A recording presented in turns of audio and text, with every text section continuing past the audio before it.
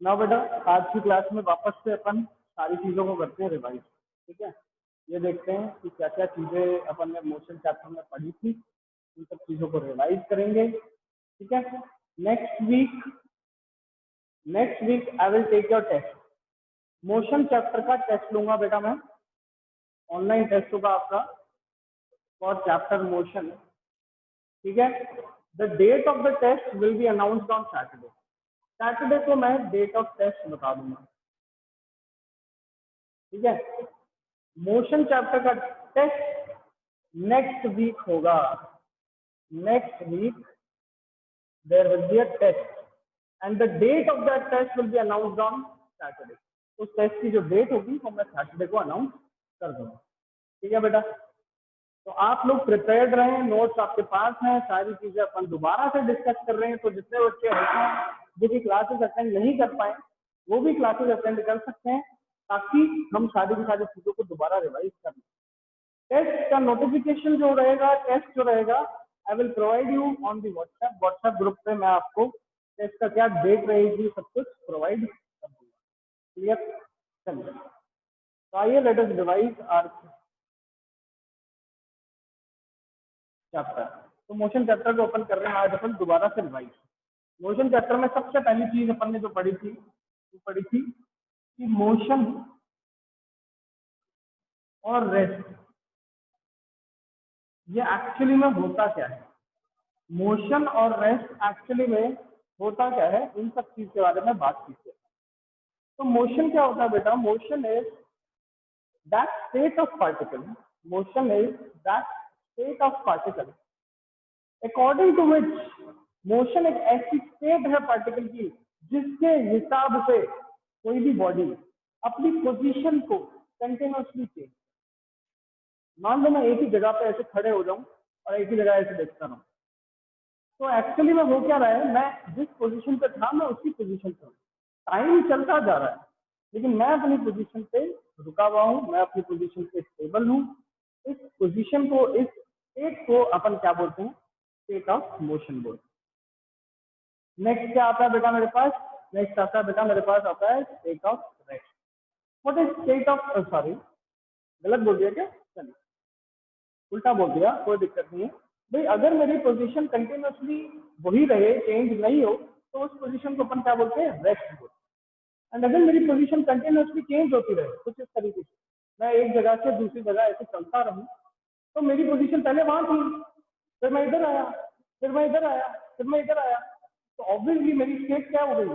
Motion की state हो गई, because my position is continuously changing. My position is continuously changing. If my position is continuously changing with respect to time, अगर मेरी position time के respect में continuously change करती है, ठीक है, मैं इधर से चलना शुरू हुआ, ऐसे चलता चलता चलता चलता चलता चलता दूसरे पोजीशन पे आ गया, तो जब भी ऐसा होता है, देखो वापस से यहाँ से चलता चलता मैं इधर आ गया, फिर मैं ऐसे चलता हुआ कैमरे के पास आ गया, फिर मैं ऐसे चलता हुआ कैमरे से दूर चला गया। मेरी position her point of time पे क्या है? अलग अलग है। कभी देखा तो मैं यहाँ था, कभी देखा उधर था, कभी देखा इधर था, कभी देखा इधर था। समझ में क्या आता है बेटा? समझ में ये आता है कि जब मेरी पोजीशन कंटिन्यूअसली टाइम के साथ चेंज होती रहे, position is changing continuously with respect to time, that state is known as state of motion. तो यहाँ पर अपन क्या लिख देंगे? आगे आगे लिख देंगे, when the position of any moving particle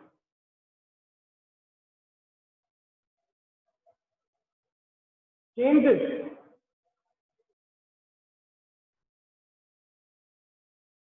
with respect to time, with respect to time, उसी को अपन क्या बोलते हैं? when the position is continuously changing with respect to time, इस स्टेट को क्या बोला जाता है? मोशन स्टेट बोला जाता है। फॉर एग्जाम्पल जैसे कार मूव करती है रोड पे, फॉर एग्जाम्पल एक हॉर्स जो है वो दौड़ता है, रन करता है, गैलप करता है। हॉर्स गैलप करते हैं, ठीक है, दौड़ते हैं बहुत तेज, उसको गैलपिंग बोलते हैं। तो हॉर्स जब दौड़ता है वो भी क्या है? मोशन का एग्जाम्पल। ट्रेन चल रही है वो भी किसका एग्जाम्पल है? मोशन का एग्जाम्पल। ठीक है, सिमिलरली एक रनर भाग रहा है, एक ओलंपिक्स में रनर है उसैन बोल्ट भाग रहा है, तो किसका एग्जांपल है?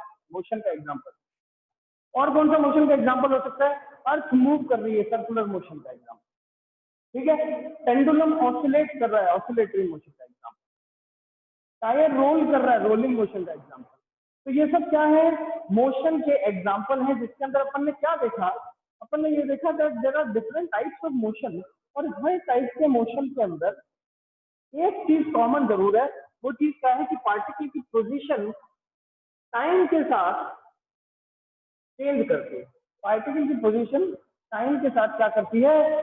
चेंज करती है। जब भी ऐसा करेगी तो अपन बोलेंगे कि हाँ भाई, जो ऑब्जेक्ट है वो मोशन में है। बट मान लो कि you are sitting in a car, आप एक कार के अंदर बैठे हो, and that car is moving with certain velocity. वो कार एक सर्टेन वेलोसिटी से मूव करती है।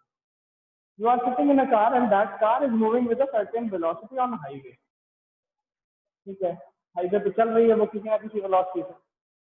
एकदम से आपने खुद को देखा, कार तो मूव कर रही थी, आप कार के अंदर बैठे थे, यू सॉ योरसेल्फ, और आपको ऐसा लगा that you are at rest. आपको ऐसा लगा that you are at rest, आप एक जगह पे ही एक जो बैठे हुए हो, कुछ इस तरीके से आप कार के अंदर बैठे हुए थे। कार मूव कर रही है लेकिन आप किस हो? रेस्ट पे, with respect to you, you yourself क्या हो? रेस्ट पे, because your position is not changing. लेकिन मान लो मैं रोड के साइड में खड़ा हूँ, मान लेते हैं मैं रोड के साइड में खड़ा हूँ, और मैंने जब आपको देखा, तो मुझे ऐसा लगा कि आप तो जाहिर है, गाड़ी तो चल ही रही है, और गाड़ी के अंदर आप ऐसे बैठे हो, और गाड़ी के साथ साथ आगे चल रहे हो। मुझे ऐसा लगा गाड़ी भी चल रही थी और आप भी चल रहे थे। मेरे हिसाब से मुझे लगा you are at motion. But when you saw yourself, जो आपने खुद को देखा गाड़ी के अंदर बैठे हुए, आप एक चेयर पे रेस्ट पे थे, आपके हिसाब से आपकी पोजीशन चेंज नहीं हो रही। तो रेस्ट एंड मोशन, बिल्कुल सही बात है, पोजीशन चेंज होगी तो मोशन होगा, और पोजीशन फिक्स रहेगी तो रेस्ट रहेगा। लेकिन ये सब डिपेंड किस पे करता है? कौन उसे ऑब्जर्व कर रहा है। एक बहुत ही बढ़िया एग्जांपल अपन इसका ले सकते हैं, ट्रेन का example. In the example of a train के एग्जांपल में अपन क्या कर सकते हैं भाई? अपने पास, we were sitting in a train, and train Bikaner station पे, बीकानेर जंक्शन पे खड़ी है। एकदम से ट्रेन ने हॉर्न मारा, हॉर्न मारते ही ट्रेन चलना शुरू हुई। ट्रेन जब चलती है तो धीरे धीरे धीरे धीरे चलना शुरू होती है। आप लोग खिड़की के बाहर देख रहे थे, आपको ऐसा लगा कि भाई जो प्लेटफॉर्म है वो पीछे जा रहा है, हम तो अपनी जगह पे स्टेबल है। ऐसा लगता है कि नहीं लगता? मैं मानता हूँ सभी बच्चों ने एक ना एक बार ये ट्रेन वाला एग्जाम्पल तो जरूर देखा हो। क्या मानता हूँ बेटा? दोबारा कुछ नहीं है। हमने अभी क्या एस्टैब्लिश करने की कोशिश की है? वी वांटेड टू एस्टैब्लिश कि भाई मोशन होगा या रेस्ट होगा, that only depends on, motion होगा या रेस्ट होगा, that only depends on observation point. कौन इस पार्टिकल को, कौन इस सिचुएशन को होते हुए देख रहा है, उस पर क्या डिपेंड करता है? उस पर डिपेंड करता है कि कोई भी पार्टिकल मोशन में है कि कोई भी पार्टिकल रेस्ट। बेटा कोई भी डाउट आएंगे, डाउट लेंगे, एक बार टॉपिक खत्म हो। ट्रेन वाला एग्जांपल लेते हैं। ट्रेन वाले एग्जांपल में क्या था? I was sitting in a train, मैं ट्रेन के अंदर बैठा था। ट्रेन के ड्राइवर ने एकदम से, ट्रेन का जो लोको पायलट होता है, जो ड्राइवर होता है, उसने एकदम से हॉर्न बजाया, ट्रेन को धीरे धीरे चलाना शुरू किया। मैं बीकानेर जंक्शन में ट्रेन के अंदर बैठा था, ट्रेन रेस्ट पे थी। एकदम से ट्रेन चलने लगी, मैं खिड़की के बाहर देख रहा था, मुझे ऐसा लग रहा था कि पूरा का पूरा प्लेटफॉर्म पीछे जा रहा है, मैं तो अपनी जगह पे रेस्ट पे हूँ। क्या सबने ये चीज फील करी है? कभी ना कभी लाइफ में सबने ये चीज फील जरूर करी होगी कि भाई जब ट्रेन चलने लगती है ऐसा लगता है कि हम तो रेस्ट में, प्लेटफॉर्म पीछे जा रहा है। कितने लोगों को ऐसा लगता है? रेज हैंड करके बता दो फटाफट। जितने लोग भी ट्रेन के अंदर बैठे हैं और ये चीज ऑब्जर्व की है, फटाफट रेज हैंड करके बता दो। बिल्कुल सही बात है, बहुत सारे बच्चे हैं जिन्होंने ये चीजें एक्सपीरियंस करी। समझ में क्या आता है? समझ में क्या आता है कि रेस्ट एंड मोशन, रेस्ट मतलब पोजीशन स्टेशनरी, चेंज नहीं हो रही, लेकिन मोशन का मतलब position changing with respect to time. ये डिपेंड किस पे करता है? ये डिपेंड करता है कौन मोशन को या कौन रेस्ट वाली सिचुएशन को, पूरे के पूरे एक्सपेरिमेंट को ऑब्जर्व कर रहा है। दैट मीन्स ये दोनों की दोनों चीजें, मोशन हो या रेस्ट हो, depend on observation. point, observation point, and this is only known as a reference point. इसी को क्या बोला जाता है बेटा? रेफरेंस पॉइंट बोला जाता है। मैं मानता हूं समझ में आया, सबको समझ में आया, तो मुझे भी समझ में आया। सीधी सिंपल सी बात है यार, एक सीधी सिंपल सी बात देख लीजिए। कोई भी एक पार्टिकल, मान लो आप धरती पे बैठे हो, you are sitting at your home, आप अपने घर के अंदर टेबल चेयर पे बैठे हो, ठीक है, टेबल सामने है, चेयर पे आप बैठे हो, एंड आपने सामने फोन चलाना था, उसमें मेरी क्लास चल रही है, ठीक है। According to yourself you are sitting at the chair, आप उस चेयर पे बैठे, और उस चेयर पे आपकी पोजीशन क्या है? रेस्ट वाली, because you are sitting in a chair, your position is not sitting in a chair. लेकिन मान लो मेरा एक फ्रेंड है, बहुत दूर, कहाँ बैठा है? मून पे बैठा है। कहाँ बैठा है? मून पे। और मून से बहुत बड़ी टेलीस्कोप से वो आपको देखने की कोशिश करता है। मेरा एक फ्रेंड है जो कि मून पे बैठा है, वो बहुत बड़ी टेलीस्कोप से आपको देखता है, आपके रूम के अंदर बैठे रहे, उसको ऐसा लगता है कि अर्थ तो रिवॉल्व हो रही है और साथ साथ आप भी रिवॉल्व कर रहे हो।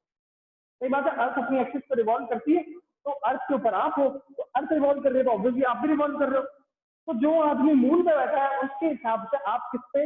रेस्ट और मोशन। लेकिन when you are observing yourself, तब आपको ऐसा लगता है that you are at rest because your position is not changing, because your position is not changing. समझ में आने वाली बात बेटा यहाँ पर ये है कि motion and rest state depend on the person who is observing it. कौन ऑब्जर्व कर रहा है उस पर डिपेंड करता है कि भाई मोशन होगा या रेस्ट होगा। समझ में आ रही बात? अगर सबको ये पॉइंट क्लियरली समझ में आया है तो एक बार हैंड रेज करके बताइए सारे बच्चे, फटाफट फटाफट, फास्ट एवरीवन, अरे जल्दी करो, जल्दी सारे, जल्दी जल्दी एवरीवन। खाना नहीं खाया क्या सबने? बहुत बढ़िया, बहुत बढ़िया, वेरी गुड। सबको समझ में आया तो मुझे भी समझ में आ गया। भाई सिंपल सीधी सी बात है यार, मोशन होगा कि रेस्ट होगा डिपेंड किस पे करेगा? कौन देख रहा है। समझ में आई बात? चलिए अब मैं डाउट लेना शुरू करता हूं। तो अब बताओ बेटा कि मोशन है कि रेस्ट है, डिपेंड किस पे करता है? अगर किसी को कोई भी डाउट है देन प्लीज रेज। चलिए बेटा, तो अभी अपन ने सीखा that what is motion and what is rest. Simple सीधी सी बात है, इफ पार्टिकल की पोजीशन, अगर कोई भी पार्टिकल की पोजीशन चेंज करे विद रिस्पेक्ट टू टाइम तो मोशन, और अगर किसी पार्टिकल की पोजीशन फिक्स है, जैसे मेरी, मैं यहाँ से नहीं हिलता, मैं खड़ा हूँ, तो श्वेता पानी देना। मेरा बेटा माइक ऑफ करना पड़ता है। डाउट पूछ लिया फिर आप बोलो कि सर यस और माइक ऑफ कर दो। चलिए ओके, चलिए तो यहाँ पर अपन ने मोशन देखा, रेस्ट देखा, और लास्ट में एक चीज बोली कि ये डिपेंड किससे करता है? डिपेंड ऑन ऑब्जर्वेशन पॉइंट, और विचएवर पर्सन और whoever is observing the whole situation, उसी को अपन बोलेंगे कि भैया पार्टिकल मोशन में होगा कि पार्टिकल रेस्ट में होगा। सिंपल सीधी सी बात। Now moving on to the next topic in this chapter, which is scalar quantities and vector quantities. Let us understand it with the help of a simple example. आइए चलिए देखिए ध्यान से समझ।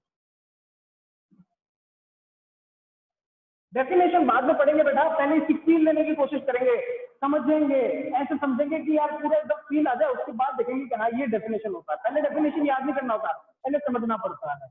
आइए ध्यान से।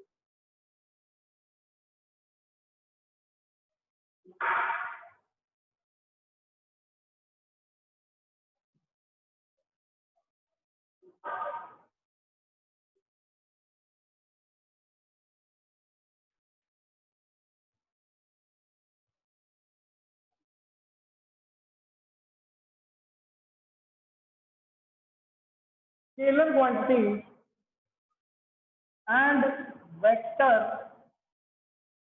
quantities.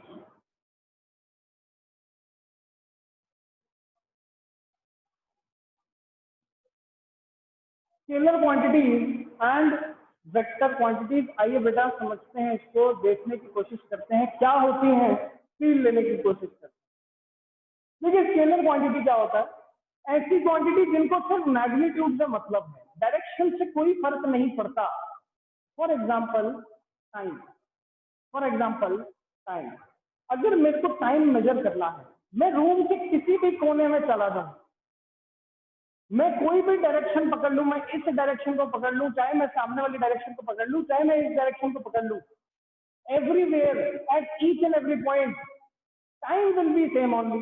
अगर मैं रूम के एक कोने से टाइम को मेजर करूं, चाहे मैं रूम के दूसरे कोने से टाइम को मेजर करूं, हमेशा और हमेशा टाइम की वैल्यू सेम ही मिलती है। चाहे मैं डायरेक्शन अपनी फिर भी बदल लूं तो भी टाइम उतना ही होगा। ठीक है, मैं इस तरफ देख के टाइम को मेजर करता हूँ एंड माय फ्रेंड वो अपनी डायरेक्शन को इस तरफ देख के टाइम को मेजर करता है। दोनों हम एक ही पॉइंट ऑफ टाइम पे देखते हैं कि टाइम क्या चल रहा है, दोनों को पता चल लगता है कि ऐसे 9:25 हो रहे हैं, 9:25 AM is the time. That means time does not depend upon direction. ऐसी क्वांटिटीज जो कि डायरेक्शन पे डिपेंड नहीं करती उनको क्या बोला जाता है बेटा? स्केलर क्वांटिटीज बोला जाता है। Those quantities which do not depend upon time, जो कि टाइम पे डिपेंड नहीं करती उनको, those quantities which do not depend upon direction, उन क्वांटिटीज को स्केलर क्वांटिटीज बोलते हैं। या लिख रहा हूं, do not depend upon direction. In quantities को क्या बोलेंगे? Scalar quantities. तो ऑन दी अदर हैंड ऐसी क्वांटिटीज जो कि डिपेंड करती हैं डायरेक्शन पे उनको क्या बोलेंगे? Those quantities which depend on direction are known as vector quantities. भाई स्केलर क्वांटिटीज वो क्वांटिटीज है जिन क्वांटिटीज के अंदर डायरेक्शन से कोई भी फर्क नहीं पड़ता। वेक्टर क्वांटिटीज में डायरेक्शन से फर्क पड़ता है। ठीक है, ये दोनों मेरे पास क्वांटिटीज आई, दो तरीके से मैं फिजिक्स के अंदर क्वांटिटीज को डिवाइड कर सकता हूं। अब जितनी भी क्वांटिटीज अपन पढ़ते हैं, force, momentum, acceleration, velocity, speed, distance, displacement, ये सारी की सारी क्वांटिटीज को अपन दो तरीके से डिवाइड कर सकते हैं। समझ में आई बात? Example for scalar quantities is distance,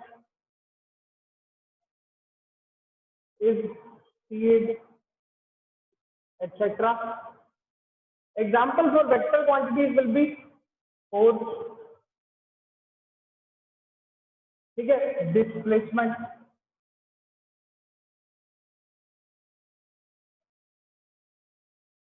ठीक है, इसके बाद वेलोसिटी,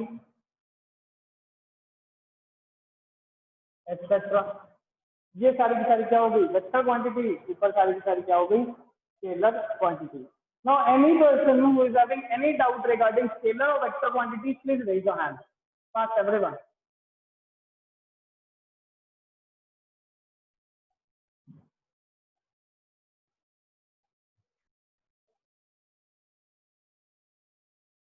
एक छोटा सा एग्जांपल लेते हैं, फिर समझते हैं। ये मेरे पास ग्राउंड है, इस ग्राउंड पे मैंने एक बॉक्स रखा है। ये ऑब्जेक्ट पहले भी अपन ने ऐसे ही रखा था। इसमें मैं कहता हूँ निहारिका बेटा, I want to apply some force, I have applied some force. मैं बोलता हूँ मैंने इस पे एफ फोर्स अप्लाई किया, I have applied some force F on this object. My question is where will this object move. मेरा सवाल ये है कि मैंने इस पे एफ फोर्स को अप्लाई किया है जिसकी वजह से ये कहीं ना कहीं चलना चाहिए था। तो मेरा क्वेश्चन ये है कि बताओ ये कहाँ चलेगा? आप बोलोगे सर हम बता देंगे कि ये कहाँ चलेगा। पहले आप ये तो बताओ कि आपने फोर्स की डायरेक्शन क्या रखी है। सही बात है। जब तक मैं ये नहीं बताऊंगा कि फोर्स मैंने नीचे लगाया या ऊपर से लगाया या इस साइड से लगाया या सामने से लगाया, जब तक मैं ये बताऊंगा ही नहीं, तो क्या तब तक मैं डायरेक्शन बता सकता हूँ क्या मोशन की? नहीं बता सकता। समझने वाली बात फिर से यहाँ पर क्या आती है? समझने वाली बात यह है कि मान लो मैंने फोर्स अगर इधर लगाया तो मुझे पता है कि ये ऐसे जाएगा। मान लो अगर मैं फोर्स ऐसे नीचे से लगाता तो मुझे पता है ये बॉक्स ऊपर जाता। अरे बात जो मैं नीचे से फोर्स लगाता तो बॉक्स ऊपर जाता, इस तरफ फोर्स लगाया तो ये सामने जाएगा, इस तरफ फोर्स लगाऊंगा तो पीछे आएगा। तो बिना डायरेक्शन के फोर्स लगा पाना इम्पॉसिबल है। फोर्स के साथ मुझे डायरेक्शन बताना भी जरूरी है। इसीलिए अपन ने फोर्स को किसके अंदर डाला? वेक्टर क्वांटिटीज में डाला, किसमें डाला, वेक्टर क्वांटिटीज। ये फोर्स, बताइए बेटा समझ में आया? निहारिका बेटा हैंड रेज करके बताओ अगर वेक्टर क्वांटिटी समझ में आया तो फटाफट। Fast, okay very good. चलिए बेटा, तो आज की क्लास में अपन ने क्या क्या देखा? आज की क्लास में अपन ने देखा what are scalar quantities, what are vector quantities, what is motion, what is rest. Revise किया क्लीनली, ऐसा समझा कि हमें कुछ नहीं आता था और हमने दोबारा से उसको पढ़ा। मैं मानता हूँ कि अब थोड़ा और अच्छे से आपको समझ में आया है और अच्छे से कॉन्क्रीट बना दिमाग के अंदर। ठीक है, पहले लिक्विड सीमेंट था, अब वो जमने लगा है, कॉन्क्रीट बनने लगा है। आपको समझ में आया कि हाँ सर अब थोड़ा सा मुझे समझ में आया। अब अपन नेक्स्ट क्लास में क्या करेंगे? In the next class we will study distance and displacement. तो आज ही की क्लास में मैं चाहता हूँ दो स्टूडेंट्स जिनको डिस्टेंस एंड डिस्प्लेसमेंट की डेफिनेशन पता है, प्लीज रेज योर हैंड। अपन उसकी डेफिनेशन पढ़ते हैं और आज की क्लास को फिर खत्म करते हैं।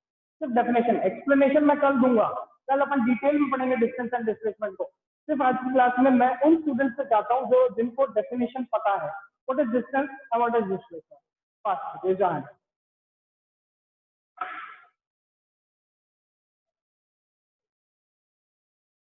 यस बेटा अंजलि, एक्चुअल पाथ मुझे क्या देता है? डिस्टेंस, एंड शॉर्टेस्ट पाथ मुझे क्या देता है? डिस्प्लेसमेंट। कल अपन इसके बारे में और डिटेल में बात करेंगे बेटा। अगर सबको आज की क्लास पसंद आई, सबको सब कुछ समझ में आया, तो फटाफट रेज हैंड कर दो और फिर आज की क्लास को अपन करते हैं खत्म फटाफट। Fast everyone. Okay very good very good, सबको सब कुछ समझ में आ गया है। चलिए बेटा, आज की क्लास में बस इतना ही। Will meet you in the next class. All the best, thank you and stay safe.